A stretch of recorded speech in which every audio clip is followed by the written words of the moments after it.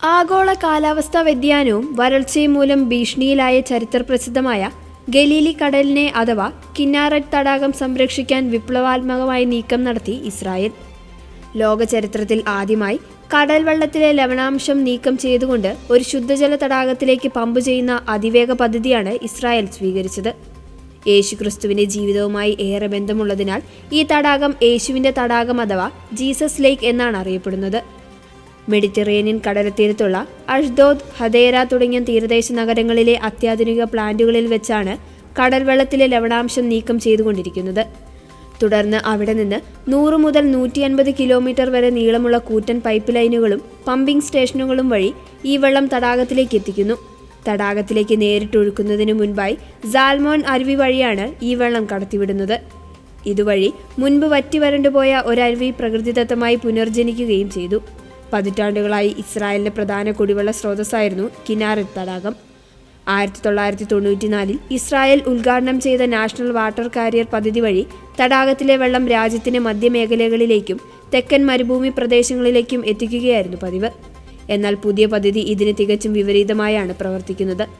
അതായത് തടാകത്തിൽ നിന്ന് വെള്ളം പുറത്തേക്ക് കൊണ്ടുപോകുന്നതിന് പകരം കടൽ വെള്ളം ശുദ്ധീകരിച്ച് അതേ റൂട്ടിലൂടെ തിരിച്ച് തടാകത്തിലേക്ക് പമ്പ് ചെയ്ത് എത്തിക്കുന്നു. ഏകദേശം $269 മില്യൺ ചെലവഴിച്ചാണ് ഇസ്രായേൽ ഈ സാങ്കേതിക അത്ഭുതം യാഥാർത്ഥ്യമാക്കിയത്. ഈ പദ്ധതി 2018 നിർമ്മാണം ആരംഭിച്ച് 2022 തന്നെ ഉദ്ഘാടനം ചെയ്യപ്പെട്ടിരുന്നു. എങ്കിലും തുടക്കത്തിൽ പൂർണ്ണതോതിലുള്ള പമ്പിംഗ് ആവശ്യമായി വന്നില്ല. എന്നാൽ കഴിഞ്ഞ കുറച്ചു കാലമായി ഈ പ്രദേശത്ത് കഴിഞ്ഞ 100 വർഷത്തിനിടയിലെ ഏറ്റവും കടുത്ത വരൾച്ചയാണ് അനുഭവപ്പെട്ടത്.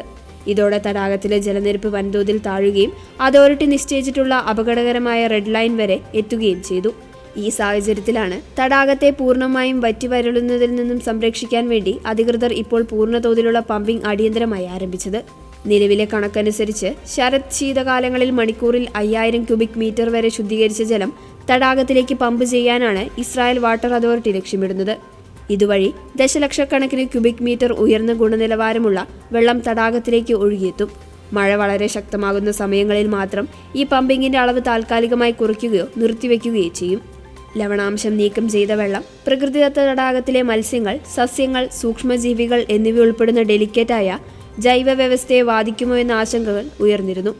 എന്നാൽ തടാകത്തിലെ സ്വാഭാവിക ജലത്തേക്കാൾ ലവണാംശം കുറഞ്ഞതും ഉയർന്ന ഗുണനിലവാരമുള്ളതുമായ വെള്ളമാണ് തടാകത്തിലേക്ക് വിടുന്നതെന്നും പരിസ്ഥിതിക്ക് യാതൊരു ദോഷവും ഇത് വരുത്തുന്നില്ല എന്നും അധികൃതർ ഉറപ്പു നൽകിയിരുന്നു. ഇസ്രായേലിന്റെ ഭാവി ജലസുരക്ഷ ഉറപ്പാക്കാൻ 2075 വരെയുള്ള മാസ്റ്റർ പ്ലാനിന്റെ ഭാഗമായാണ് ഈ പദ്ധതി വിഭാവനം ചെയ്തിരിക്കുന്നത്. യേശുക്രിസ്തു വെള്ളത്തിന് മീതെ നടന്നതും അനേകം അത്ഭുതങ്ങൾ പ്രവർത്തിച്ചതുമായ ഈ വിശുദ്ധ തടാകം വരും തലമുറകൾക്കായി സംരക്ഷിക്കാൻ ശാസ്ത്രവും എഞ്ചിനീയറിംഗും കൈകോർത്തപ്പോൾ ഇസ്രായേൽ നിർമ്മിച്ചത് ലോകത്തിന് തന്നെ മാതൃകയാകുകയാണ്.